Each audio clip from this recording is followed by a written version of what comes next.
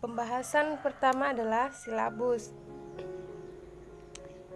yang isinya lebih umum daripada RPP dan bisa disusun oleh guru secara pribadi atau kelompok.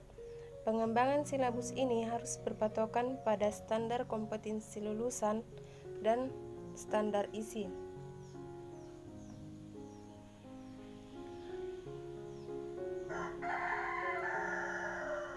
Berikut beberapa komponen silabus yang wajib diperhatikan saat menyusun silabus. Yang pertama adalah identitas mata pelajaran, identitas sekolah, kompetensi inti, kompetensi dasar, indikator, materi pokok, pembelajaran, penilaian, alokasi waktu, serta sumber belajar.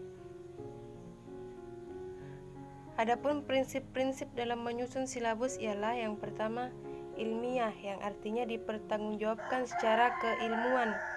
Yang kedua, relevan, yaitu komponen harus sesuai dengan karakteristik siswa. Sistematis, yang artinya saling berhubungan secara fungsional.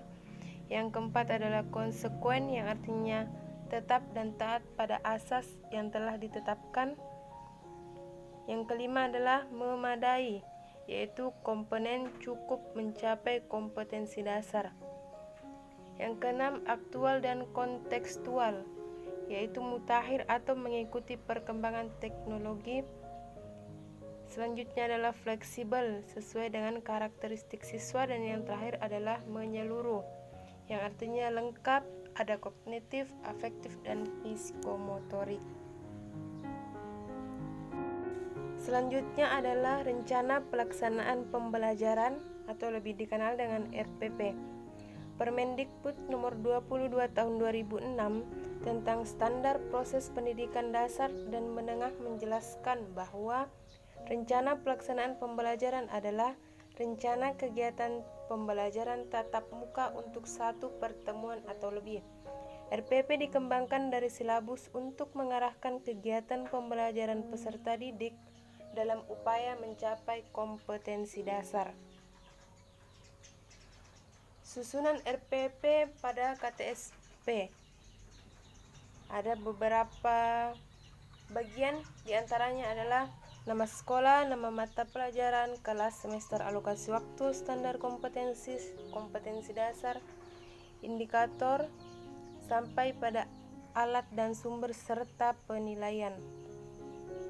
Sedangkan susunan RPP kurikulum 2013 lebih dilengkapi dengan instrumen dan beberapa perbedaan lainnya. Sedangkan komponen RPP menurut arahan kebijakan baru Merdeka Belajar ada 3. Yang pertama adalah tujuan pembelajaran, yang kedua kegiatan pembelajaran, dan yang terakhir adalah asesmen. Selanjutnya ialah evaluasi hasil belajar. Ada beberapa tahap, diantaranya adalah tahapan pertama yaitu tahap persiapan.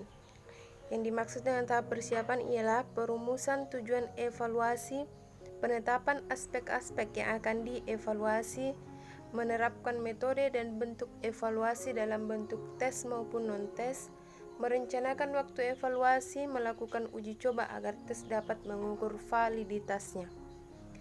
Tahap yang kedua adalah tahap pelaksanaan, yaitu mengumpulkan dan mengukur data. Tahap ketiga adalah tahap pengolahan hasil.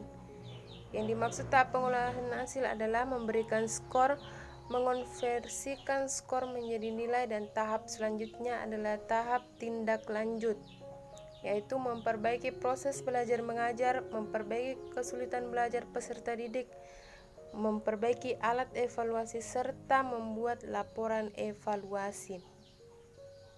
Fungsi evaluasi sendiri terdiri atas beberapa bagian, diantaranya adalah fungsi psikologis, yaitu mencangkup status peserta didik di dalam kelas. Yang kedua adalah fungsi didaktis, yaitu mempengaruhi usaha peserta didik. Dan yang ketiga adalah fungsi administratif, yaitu capaian peserta didik dalam rapor ataupun daftar nilai. Selanjutnya adalah kemampuan pemahaman peserta didik. Ada 3 bagian, diantaranya enaktif, yang artinya aktif secara fisik, gerak, motorik. Yang kedua adalah ikonik, yaitu melalui gambar yang konkret, dan yang ketiga adalah simbolik, yaitu pemahaman melalui simbol atau logo seperti rambu-rambu lalu lintas. Dan yang terakhir adalah kurikulum, yang merupakan perangkat mata pelajaran dan program pendidikan yang diberikan oleh suatu lembaga penyelenggara pendidikan yang berisi rancangan pelajaran dalam satu periode jenjang pendidikan dalam kerangka NKRI dengan memperhatikan peningkatan iman dan takwa, peningkatan akhlak mulia, peningkatan minat, potensi dan kecerdasan, keragaman potensi daerah, tuntutan pembangunan daerah dan nasional, tuntutan dunia kerja, perkembangan iptek, agama, dinamika perkembangan global, serta persatuan nasional dan nilai. Adapun komponen kurikulum ada 4, yaitu komponen tujuan, komponen isi atau materi pelajaran, komponen metode atau strategi, dan yang terakhir adalah komponen evaluasi.